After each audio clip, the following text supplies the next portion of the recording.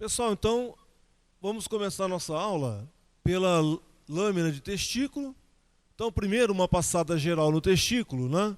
E o que nós estamos vendo são cortes de túbulos seminíferos, tanto em corte transversal, como a gente pode observar esse, quanto num corte oblíquo, ou até um corte longitudinal. Dá uma olhada nessa imagem, ó. Como o túbulo seminífero ele é alongado e fica todo enovelado dentro do testículo, o túbulo seminífero alongado, ó, e enovelado. Então é possível nós pegarmos corte longitudinal, como esse, ou corte transversais, como nós já mostramos. Externamente, né, aonde a seta está apontando agora, eu vou também dar apontar aqui, ó, tudo isso que eu estou apontando é a túnica albugínea, que é a cápsula do testículo. Então a túnica albugínea ela fica ao redor do testículo inteiro e é tecido conjuntivo denso. Internamente o testículo é todo formado pelos túbulos seminíferos, que são essas estruturas todas que vocês estão vendo aqui no testículo, tanto em corte transversal, né, quando aparece um pouquinho mais redondinho, ou corte longitudinal. Entre os túbulos seminíferos, né, está o tecido intersticial do testículo, que é onde está localizada a célula de Leydig. Vamos aumentar, né? Vamos pôr um aumento maior agora, para nós podermos observar nos detalhes a histologia do testículo. Certo? Vamos lá. Então, cada estrutura dessa é o corte de um túbulo de seminífero. Não significa que cada um é um túbulo seminífero diferente. Como ele fica todo enroladinho, todo enovelado, é possível pegar o mesmo túbulo seminífero cortado várias vezes. Então, isso é um túbulo seminífero. Fora do túbulo seminífero é o tecido intersticial, onde estão as células de Leydig, produtoras de testosterona. No aumento maior, tá? O túbulo seminífero. Vamos começar mostrando aqui, ó, as células de Leydig. Então aqui, ó, veja bem, aqui é um túbulo seminífero, aqui é outro e aqui é outro. Então esse tecido entre os túbulos seminíferos, aqui é tecido intersticial, testicular. E estas células que estão aqui, ó, presentes no tecido intersticial, essa que está na ponta da seta, é uma célula de Leydig. É a célula que produz a testosterona. Então a célula de Leydig é uma célula de citoplasma acidófilo vermelho, né, uma célula grande com o citoplasma vermelho, tá? Ou róseo escuro, como está aqui. Certo? Então a célula de Leydig é a célula produtora de testosterona. Todas essas aqui são células de Leydig. O túbulo seminífero, então agora vamos apontar aqui o túbulo seminífero. O túbulo seminífero, ele é delimitado por uma lâmina basal, tá? Dá para perceber aqui um risquinho, uma lâmina basal. E associada a essa lâmina basal, nós temos aqui, ó, célula mioide, que é esse núcleo alongado. Célula mioide que tem capacidade de contração. Bom, a outra célula que vai compor o túbulo seminífero é a célula de Sertoli, tá?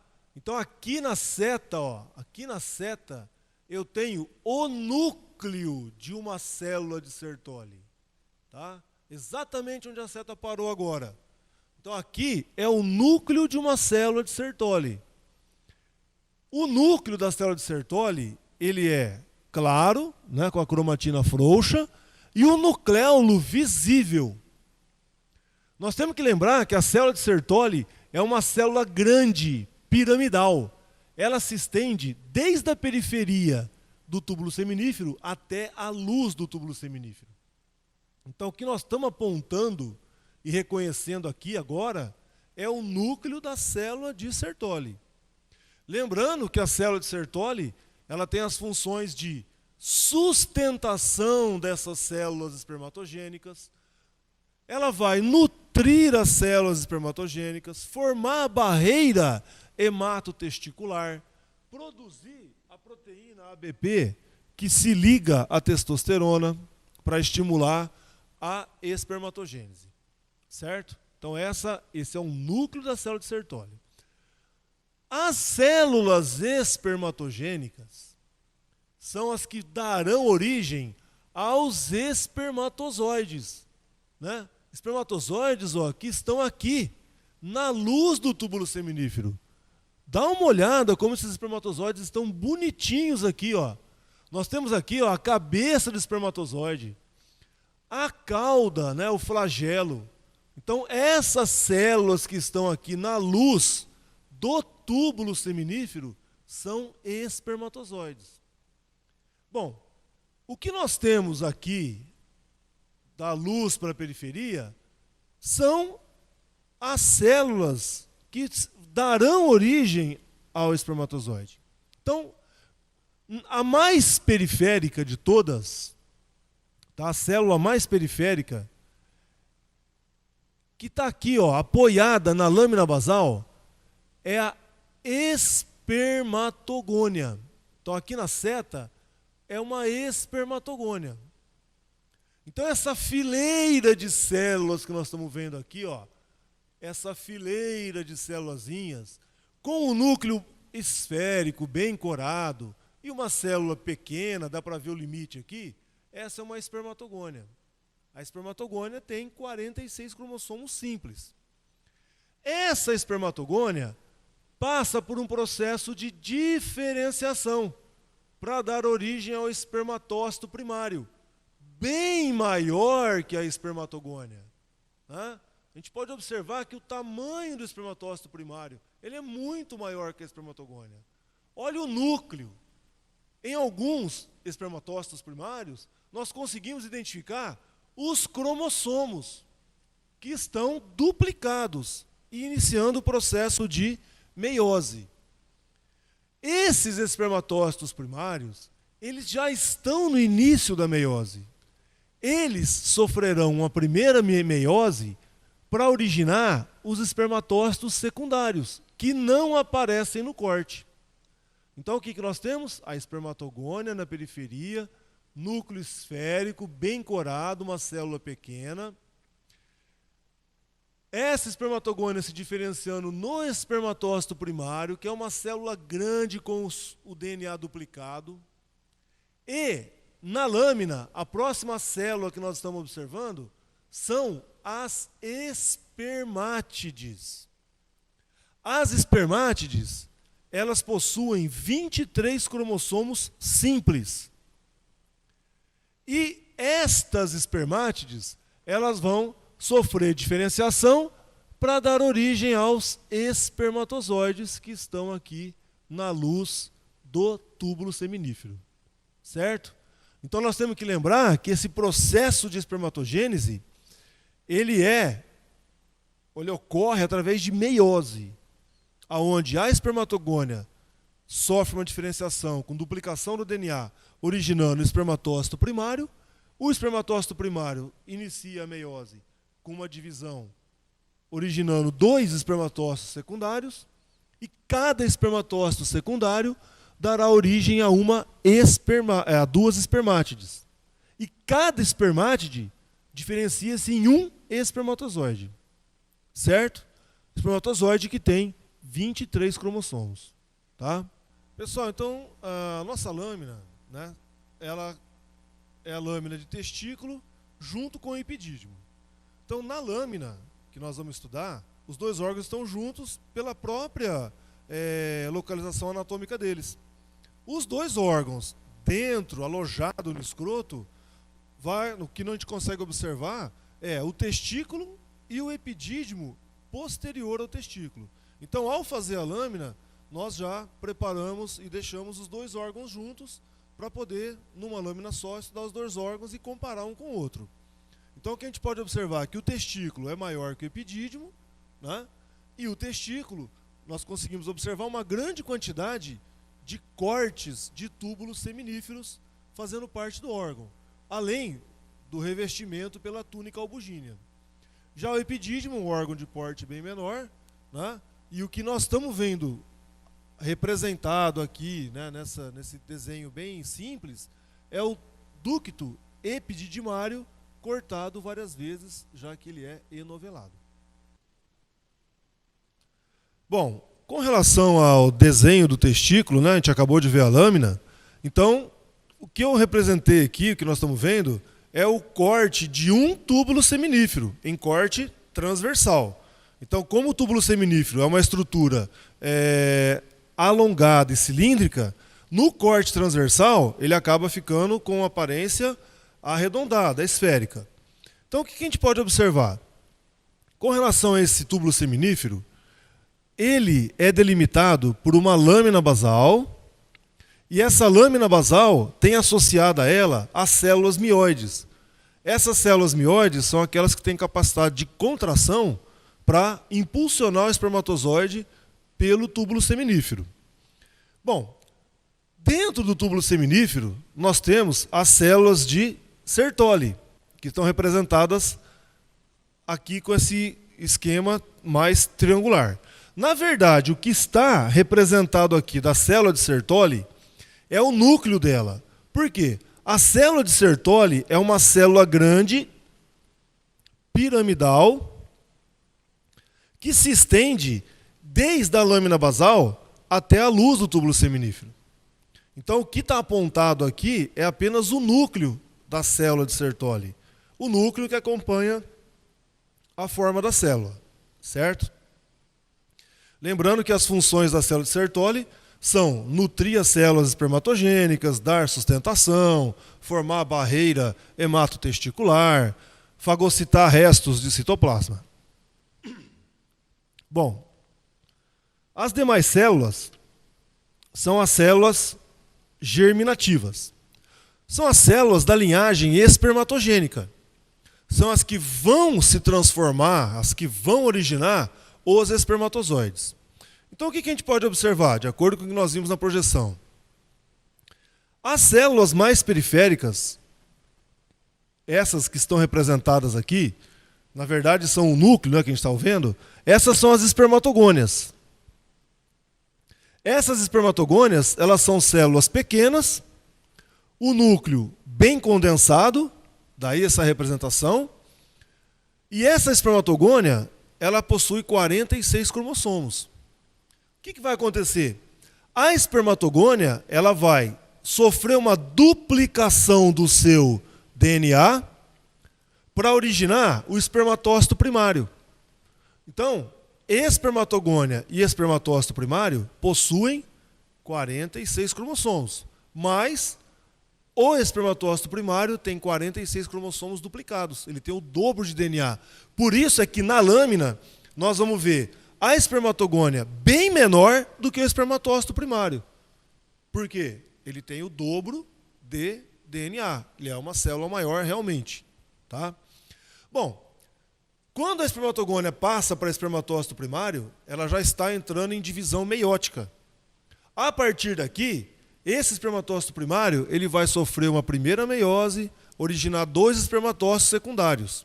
Você pode estar olhando o desenho, né? Está aqui representado célula mioide, Sertoli, espermatogônia, espermatócito primário, mas está faltando espermatócito secundário no desenho. A explicação é muito simples. O espermatócito primário sofre a primeira meiose e logo em seguida os espermatócitos secundários já passam para espermátides.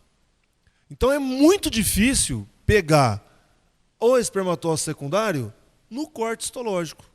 Então daí, espermatogônia, espermatócito primário, espermátides e o espermatozoide.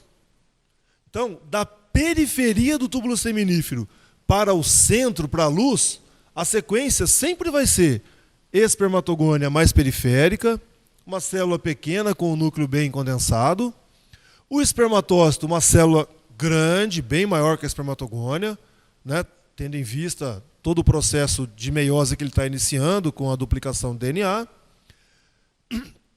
Não está observando o espermatócito secundário, em seguida vem as espermátides.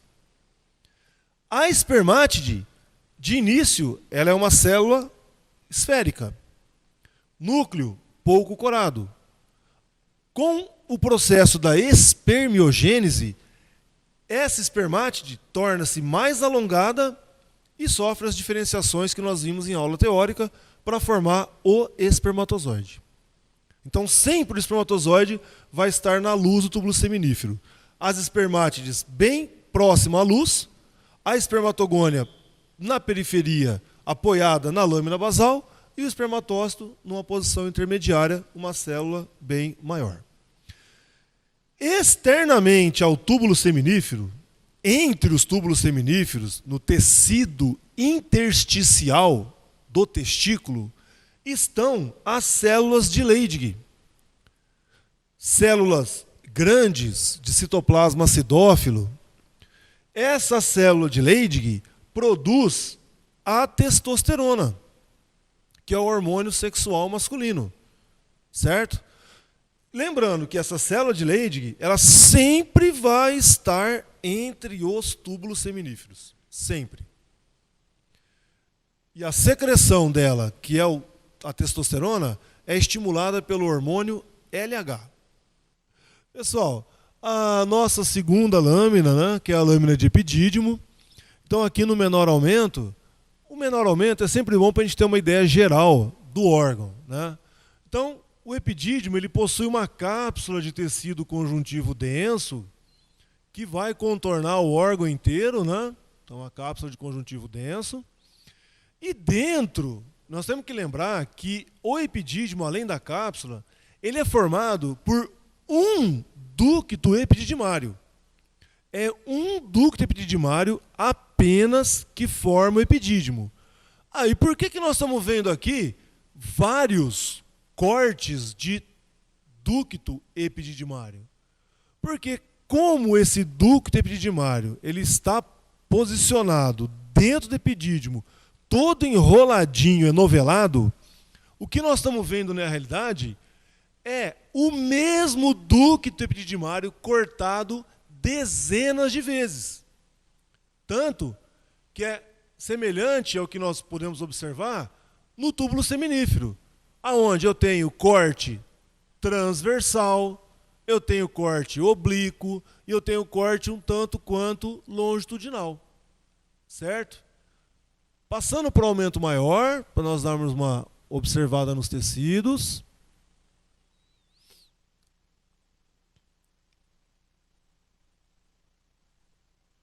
Então, bonitinho aqui, ó, um corte transversal do ducto epididimário.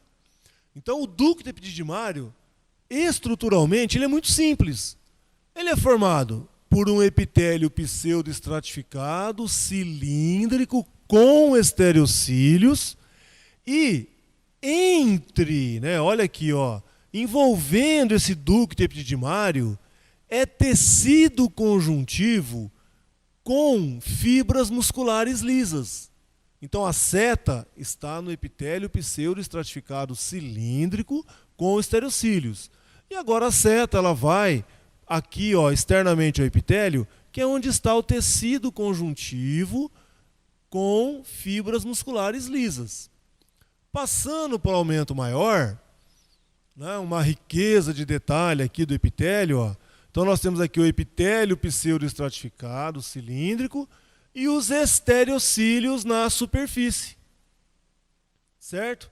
Isso que parece uma sujeirinha na lâmina, isso aqui são os estereocílios. Os estereocílios, eles são tipos de microvílulos alongados. Certo? Então está aqui, ó, o epitélio pseudoestratificado. Terminando o epitélio, nós vamos apontar aqui agora o tecido conjuntivo, com as fibras musculares lisas.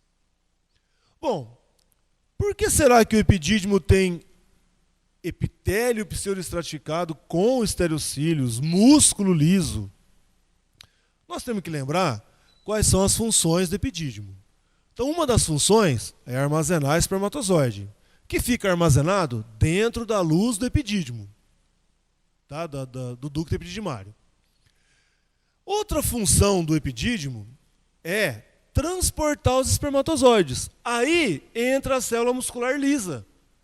Por quê? Porque além de armazenar, quando ocorre a ejaculação, a contração do epidídimo impulsiona o espermatozoide em direção ao ducto deferente, para que ocorra a ejaculação. Uma outra função do epidídimo é a reabsorção de espermatozoides que estão há muito tempo armazenados. Então, esses estereocílios aumentam a superfície de absorção das células epiteliais para poderem reabsorver o espermatozoide. Só para concluir, a quarta função do epidídimo, né, é a de onde é o órgão onde ocorre a capacitação do espermatozoide adquirindo mobilidade. Então, até o espermatozoide chegar ao epidídimo, ele não tem capacidade de se deslocar sozinho. E é no epidídimo que o espermatozoide adquire essa motilidade. Certo? Pessoal, então na representação do epidídimo, o desenho está representando apenas um corte transversal do ducto epididimário. A gente tem que lembrar que o ducto epididimário é uma estrutura cilíndrica, alongada, e fica toda enovelada para formar o epidídimo. Então, nesse corte transversal de ducto epididimário, o que está representado? O epitélio de revestimento, que é pseudoestratificado cilíndrico com estereocílios. Lembrando que os estereocílios são estruturas semelhantes a microvílos bem alongados, já que uma das funções do epidídimo é fazer a reabsorção de espermatozoides, né, e de restos citoplasmáticos originados da espermiogênese. Externamente a esse epitélio, há uma camada de tecido conjuntivo contendo fibras musculares lisas. Bom, estruturalmente, histologicamente falando, o epidídimo é ducto epididimário, o ducto epididimário é o epitélio, mais esse conjuntivo com músculo. E dentro desse ducto epididimário, na luz, existem espermatozoides. Por quê? Porque uma outra função do epidídimo é armazenar espermatozoides. Então, o que nós temos aqui em relação ao epidídimo? O ducto epididimário com seus tecidos. E a gente não pode esquecer, funções do epidídimo: armazenar o espermatozoide, fagocitar espermatozoides que estão armazenados há muito tempo, transportar o espermatozoide, né, por isso a presença do músculo liso. No momento da ejaculação, esses espermatozoides eles têm que ser lançados para o ducto deferente. Então, a contração do epidídimo se faz necessária para transportar esse espermatozoide.